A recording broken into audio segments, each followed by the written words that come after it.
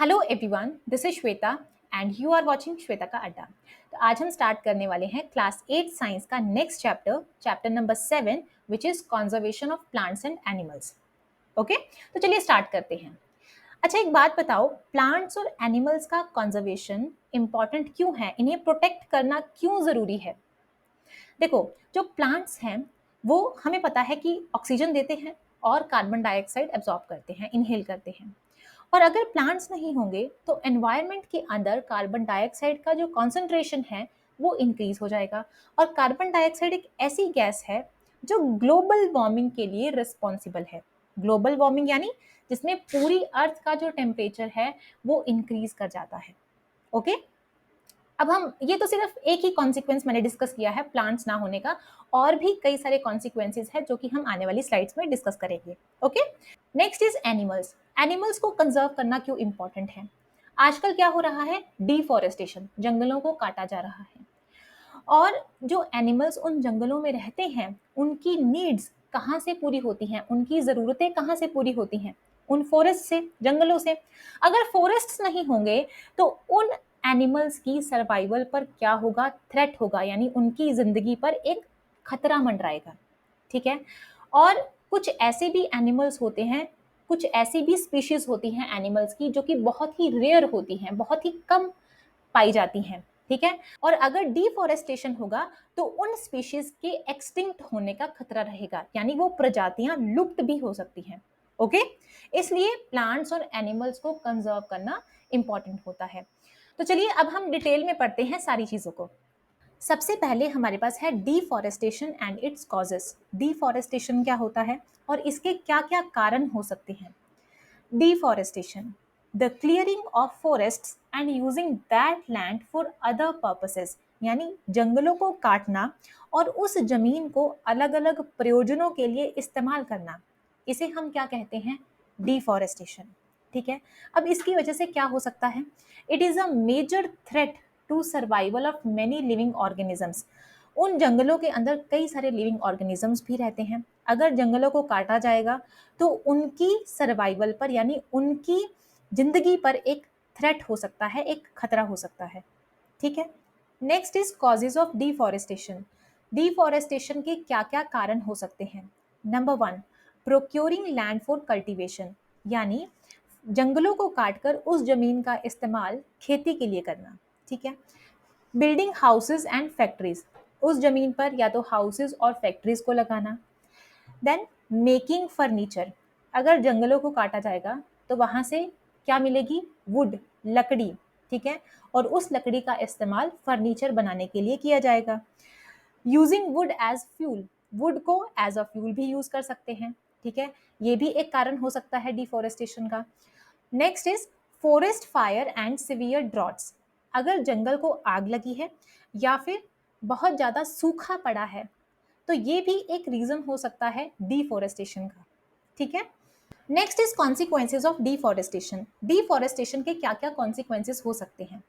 Number 1, increase the temperature and pollution level. Temperature और pollution दोनों ही rise कर जाते हैं। कैसे?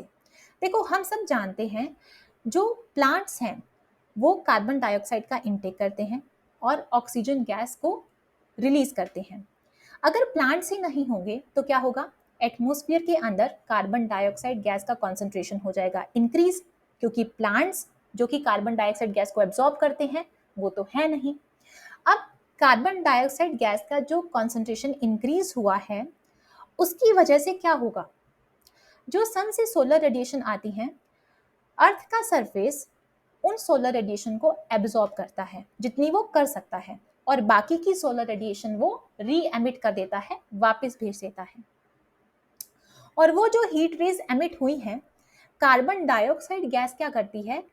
उन हीट रेज को एब्जॉर्ब कर लेती है। ठीक है, जितनी वो कर सकती है, और बाकी की वो री एमिट कर देती है स्पेस के अंदर। अब जितनी ज्यादा कार्बन डाइऑक्साइड होगी एटमॉस्फेयर के अंदर उतनी ज्यादा हीट रेज वो एब्जॉर्ब करेंगी।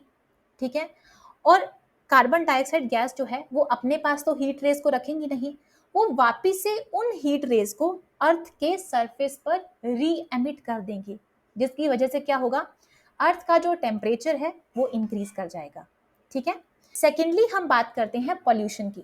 देखो, जहां पर ग्रीनरी होगी, जहां पर वेजिटेशन होगी, जहां पर प्लांट्स होंगे, वहां की जो एयर है वो फ्रेश होगी, यानी लेस पॉल्यूटेड, ठीक है। Next is decrease in the level of ground water. जो ग्राउंड वाटर है उसका लेवल भी डिक्रीज हो जाता है। कैसे? देखो, जो प्लांट्स की रूट्स हैं वो सॉइल को फर्मली यानी अच्छे से होल्ड करके रखती है, जिसकी वजह से सॉइल की वाटर को होल्ड करने की कैपेसिटी वो भी अच्छी होती है, और जो वाटर है वो सॉइल की डीप लेयर्स में पेनिट्रेट कर जाता है और अल्टीमेटली ग्राउंड वाटर में मिल जाता है। लेकिन अगर प्लांट्स ही नहीं होंगे तो क्या होगा?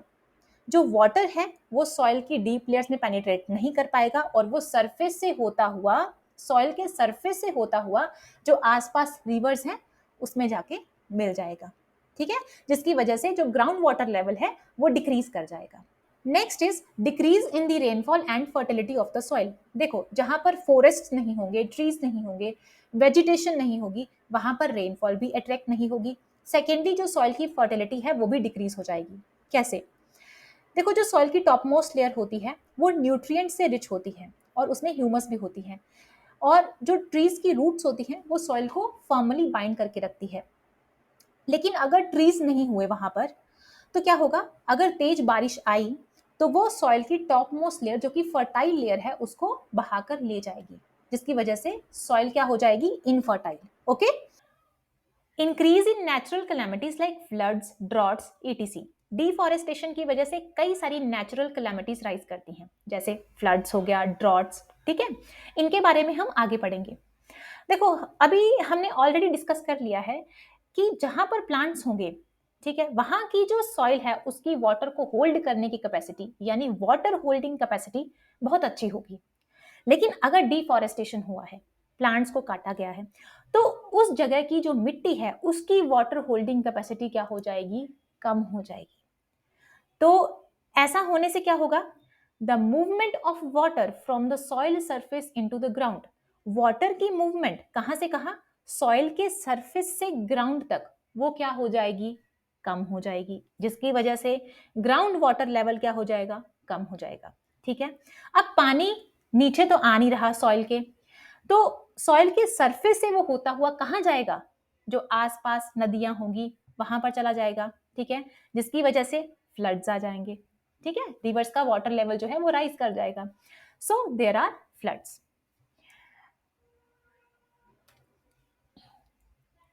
नेक्स्ट कॉन्सिक्वेंसेस ग्लोबल वार्मिंग, ठीक है। इसके बारे में हम ऑलरेडी एक पॉइंट में डिस्कस कर चुके हैं। कौन से? इंक्रीज इन टेम्परेचर, ठीक है। उसमें हमने क्या डिस्कस किया था?